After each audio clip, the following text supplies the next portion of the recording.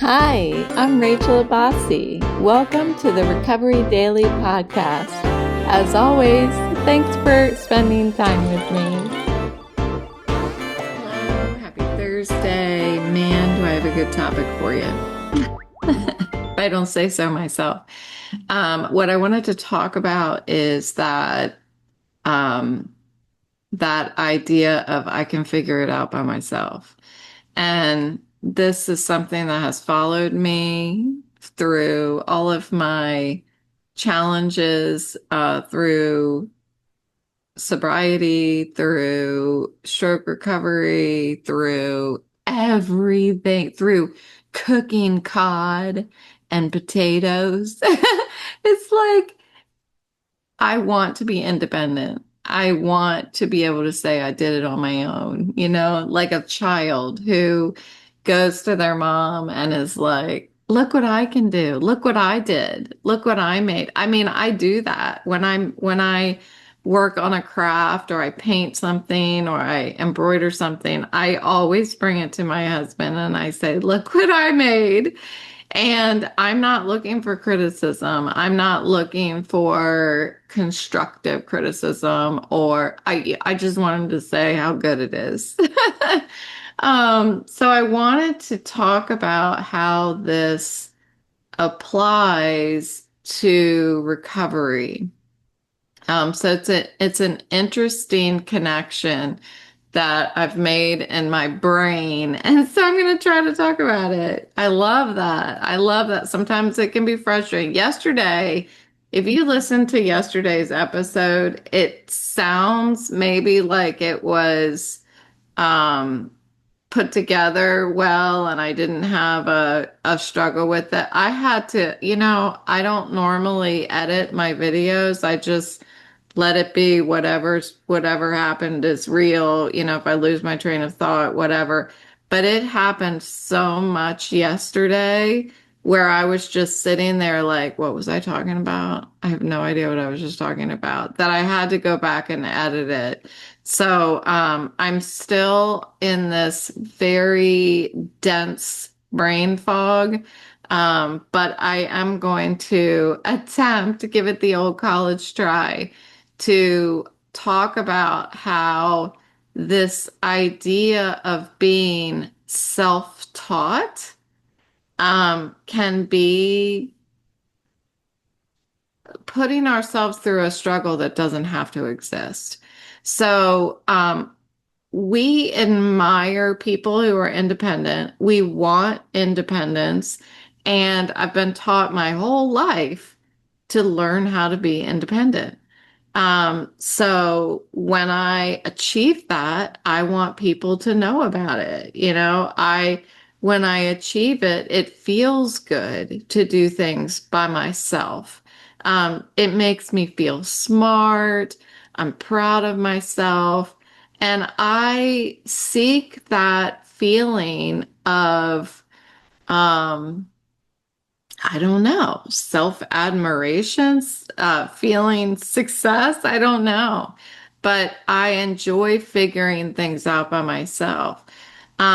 So yesterday I was not following my own rules and I was looking at a short on YouTube, and it was one of the uh, content creators that I follow. She's a watercolor artist.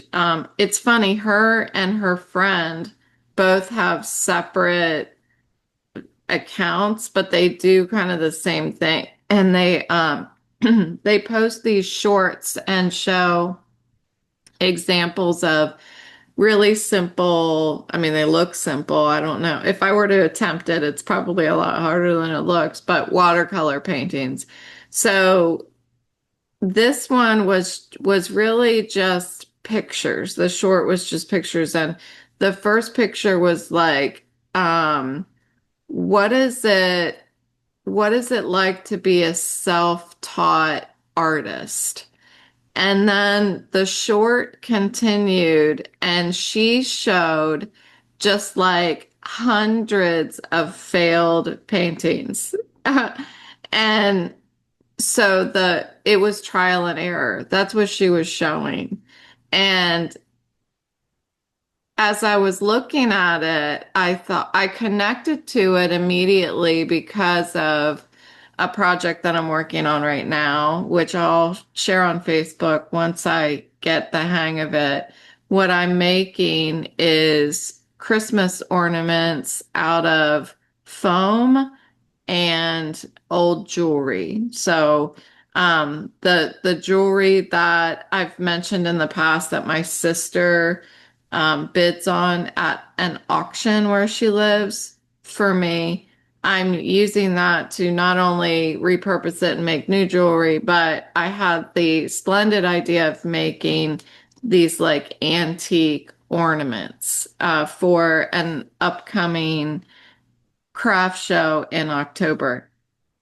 So as I'm working on these, I've done two of them and like one of them's too big. The other one seems to me it doesn't have enough like blinginess and stuff like that. So what I'm doing is trial and error. And with trial and error, that means that I'm probably going to have some waste. I'm going to have some, I wouldn't say it's wasted energy because without the trial, I can't have the error, which means I can't learn and get better and grow. But I may waste some of the jewelry with some failed attempts.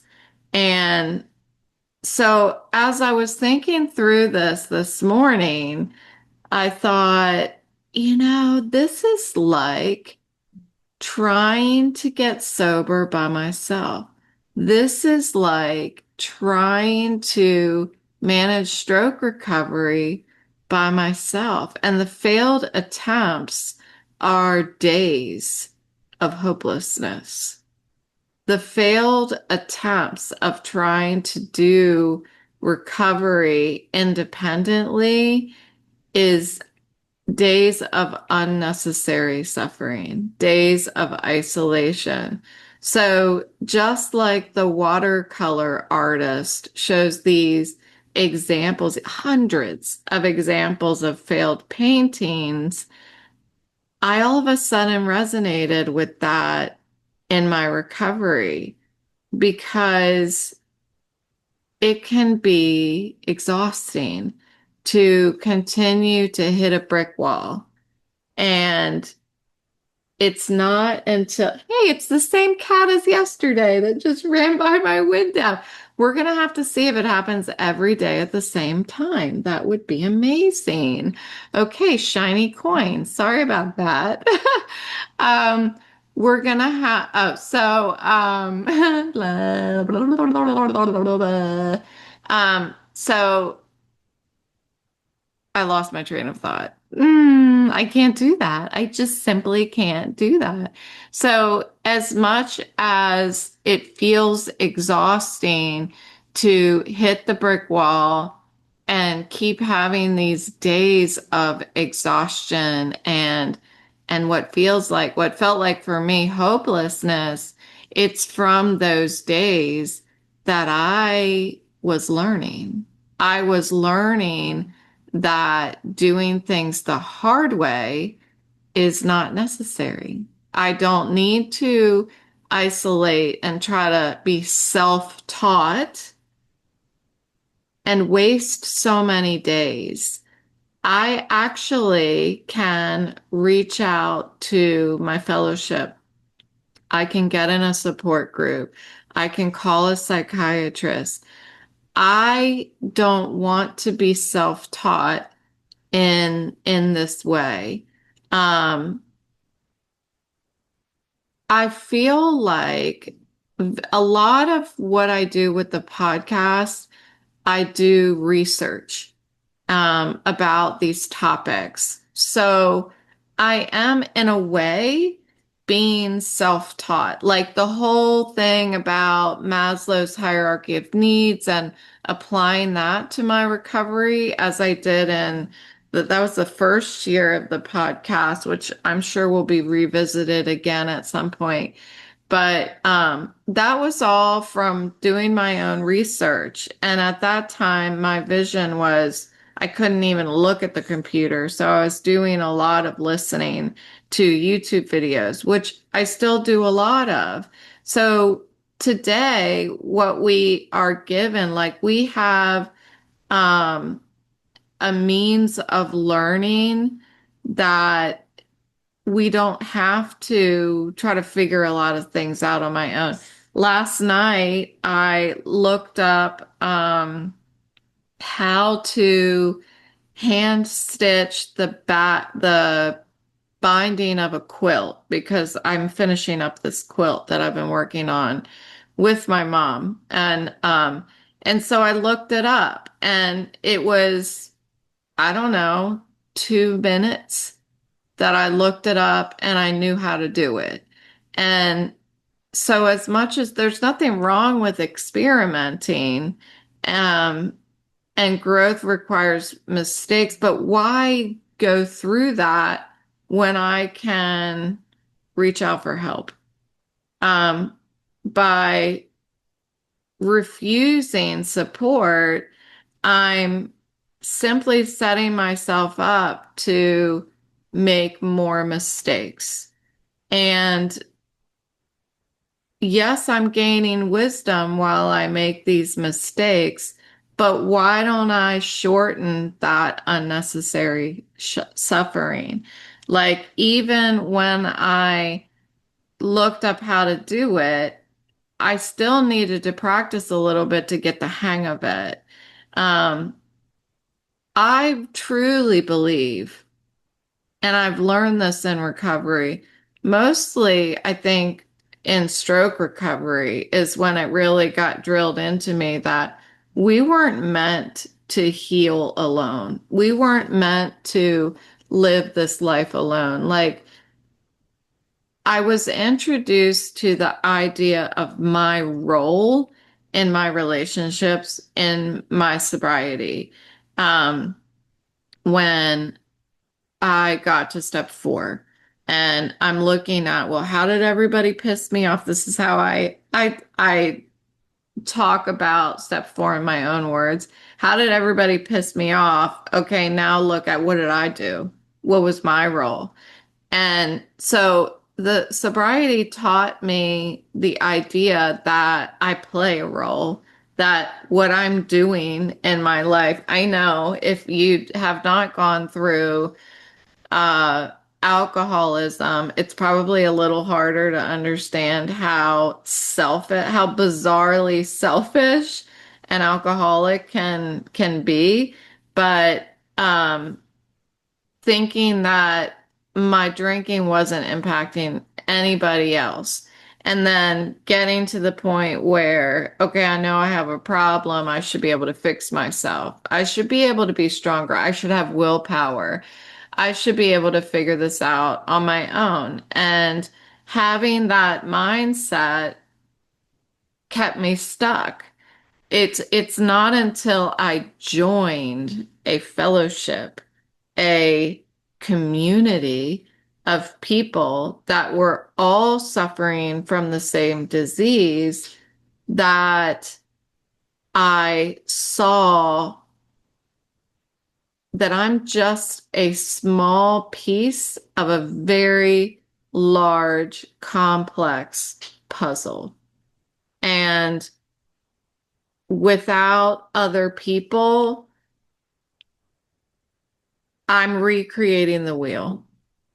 So, what really helped me with this concept was going to meetings, having a sponsor, being a sponsor, listening to other people's stories, going to therapy, going to addiction therapy in the beginning, and now going to a psychiatrist after having my stroke. Um, Asking questions like having one-on-one discussions with people who suffer from my same invisible illnesses and asking questions like, how did you do it? And in admitting my confusion, admitting what's hard for me, and learning from people who have already walked through it, like not recreating the wheel.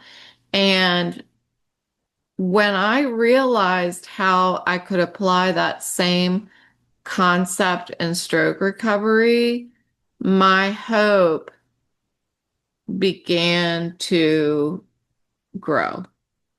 And I'm certain that it grew faster having connected with my stroke recovery group than it would have if I hadn't. It definitely, I needed outside help. I needed it. I was going nowhere. Like as much as I was trying to figure it out myself, um, I was minimizing my symptoms with, when I was talking to other people, I was isolating myself by doing that. I was isolating myself emotionally. Um, I wanted to figure out how to live with my symptoms and not ask anybody for help. Why would you do that? Um, well, I think in stroke recovery, since I have an invisible disability, I think I had a lot of fear about not being understood. And if I talk about, like, even in stroke recovery, there are people in my stroke recovery group who suffer from some similar struggles, like with the brain fog and the lack, the memory and language issues, and a lot of stroke survivors have dizziness and and like that kind of stuff, but not a lot of them. No, I shouldn't say not a lot of them. Not everybody has vision problems. And having gone to a doctor and multiple doctors telling me that there's nothing wrong with my eyes, my vision system, it made me feel unseen because they don't say maybe, I'd recommend going to see an ENT or a vestibular therapist or something. Um, they just said, well, it's not whatever's wrong with you, it's not my field. Um, which is it's interesting that when you reach that kind of brick wall, it makes it for me, it made me feel very lonely and isolated, and it made me think that I needed to think through my own healing, that I needed to push through whatever was wrong with me. Invisible illnesses are incredibly difficult to navigate, much less navigate alone. So I needed more support than I actually wanted. Um, I didn't want to keep going to all the freaking neurologists and vestibular therapists. And I did want to go to support groups. So I think going through these different attempts of diagnosis and being what feels like rejected, I was starting to shy away from doctors. And actually today, like when I go through my re-acceptance, I guess, re-enablement, um, I guess that's the word, of disability insurance, I start feeling anxiety because I have to talk to doctors. I have to have them fill out the paperwork on my behalf to prove that I'm still eligible. That's the word that I was trying to think of. So I still feel a lot of fear. I think it's fear and discomfort going to the doctors because I've hit so many brick walls with that. But when I reach out, when I talk to I look forward to talking to my psychiatrist every week. I get so excited to talk to her because she understands. She tries to help me work through these different quiet challenges that I have because I keep wanting to do things by myself. Yesterday, we were talking about in the evenings, my husband watches TV while I listen to it. And I told her probably 50% of the time while we're sitting there, my brain is not there. My mind is not where my feet are, like I like to say. And so I shared that with her. I hadn't I hadn't shared that with anybody.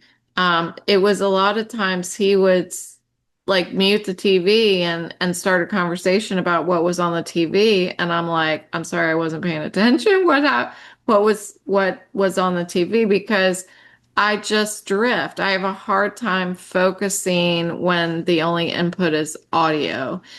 And so she gave me some ideas about, well, what are you feeling while you're doing it? And do you think that maybe while you're sitting there to help you stay grounded, you can do some sort of activity instead of I'm thinking of crafts is what I'm thinking when he's talking. I'm like, I'm sorry, I wasn't paying attention.